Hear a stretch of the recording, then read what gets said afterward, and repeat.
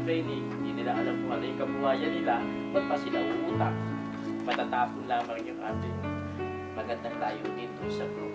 Di ba po, sir, group kami yan ito, na parang isang association.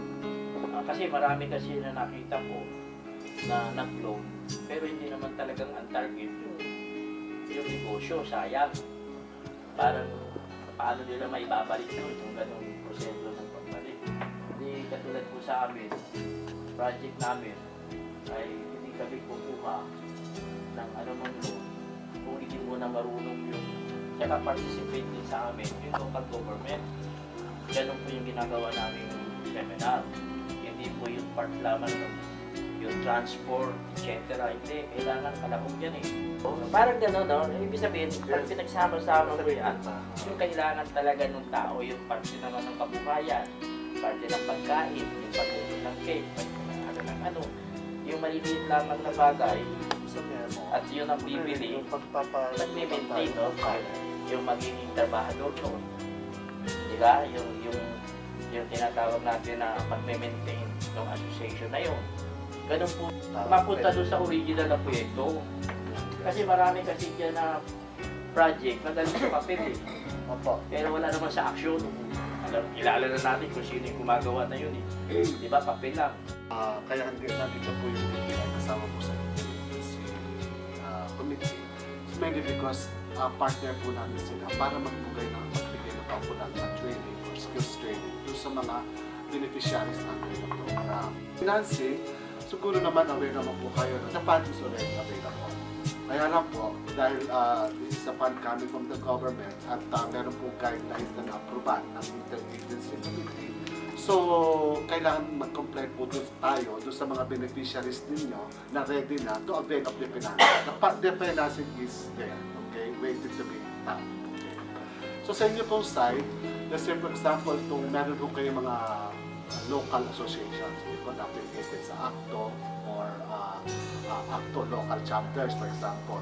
So yung po kung meron po tayong mga naka-identify po na mga beneficiaries under your ACTO local chapters, yun po yung ating magiging associations na magiging beneficiary ng program.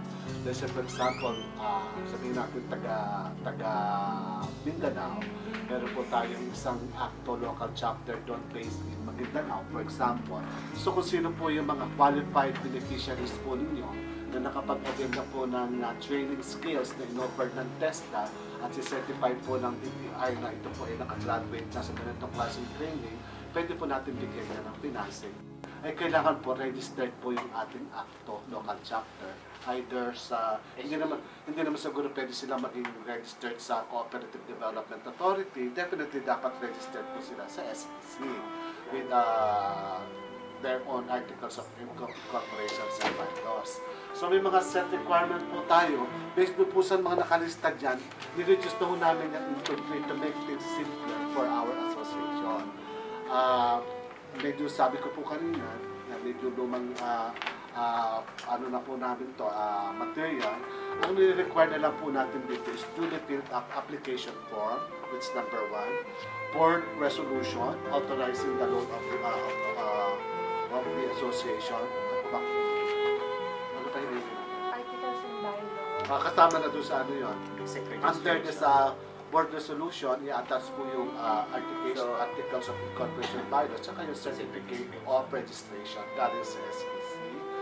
Then, kung hindi na tayo naging mahigpit dito sa audited financial statements, halimbawa, for example, kung the association exists for 1 year or 3 years, a mere financial statement na sinacertify lang yung notarized or certified lang yung Treasurer auditor, pwede na po yun. So, hindi na po na kailangan natin mga previous year statement to make this easier for our association. Hindi naman po kailangan, maximum po yun. So depende po, let's say for example, ang gusto nilang enroll na ready dun sa mga asawa ng inyong mga member, ACTA members, masabihin natin 20 lang yung pwede natin Oo, enroll times times 5,000 pesos. Oo. So that's 100,000 pesos lang pwede utang yung association. That necessarily mean na 1 million. Depende po dun sa i-enroll natin asawa ng driver na miyembro ng ACTO. Kasi At ang importante naman doon is what is important according to you is lahat ng mga beneficiaries which are the wives of your member driver ng ACTO are already ready to go into this particular venture mainly because nakapag-graduate na sila at nabigyan sila ng certificate of training or skills training ng DTI. The local chapter, hihingi na lang po tayo ng certification galing sa DTI na itong mga prospective beneficiaries po natin, na asawa ng mga driver members po ninyo, ay nakatapos na ng skills training. So para at least aware tayo na itong mga beneficiaries natin are already prepared to go into this particular business. Kasi ang pagpasyan na yan, nag-train, may certificate, then kung mag-apply sila ng loan, it is the agency na who would, di ba? Inter-agency na tama pa pa yan. mag-decide. Isang taga-DTI at isang galing din sa inyo for representative dun sa region na yun para nakikita sa doon sa seminar, hindi lamang dapat yung training ay yung parte ng kanilang gagawin, kundi may training din tayo doon sa part ng pambabayad. Pero ano yun, kasi kung marunong man sila magtinda, hindi naman sila marunong mag-obligasyon ng kanilang babayaran, just din yung ating pinag-aaralan. So, okay na po tayo doon. Meron po tayong application form.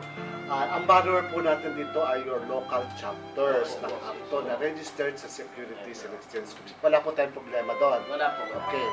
Number 3, yung yung board resolution. At saka yung association, at saka yung secretary Siguro, certificate. on that point, yung board resolution dapat may template. Meron na kami template. So, Bibigyan na rin namin ng bilang panel, copy. pan-authorize. Po kaming tinatawag. Kaya nga yung sinasabi natin, hanga nga po kami sa tinatrabaho ng DTI dahil totoong kausap.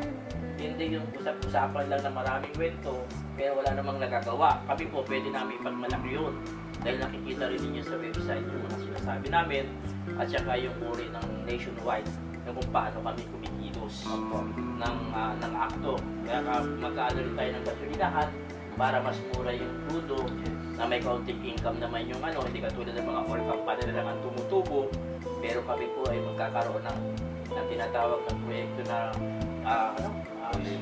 Fully station kasi karamihan po sa amin tumulong na kami sa gobyerno na ang gobyerno natin wala namang kakaya magbigay ng terminal bigay ng prangkisa pero wala namang kakaya na magbigay ng terminal. Karoon ng mga ganitong klaseng livelihood project. So based dun sa mga local chapters niyo na interesado yung mga may bahay na magkaroon ng livelihood project, i-schedule natin yon in coordination with DTI. Kasi ang DTI ang magbibigay ng skills training, halimbawa, isang grupo, gusto nilang mag-make food processing. So, bibigyan ng training ng DTI through TESDA, whatever, ng food processing yung ating mga beneficiaries. There are other groups ko nila ng sari-sari. So, for example, so bibigyan nilang content training on enterprise development, things like that. So, pag na-schedule na po ang DTI, papasok po kami doon, makikipag-coordinate kami para sa aming orientation. Sasabay na po namin doon sa skills training na i-conduct ng DTI para isang puntahan na lang ng mga beneficiaries.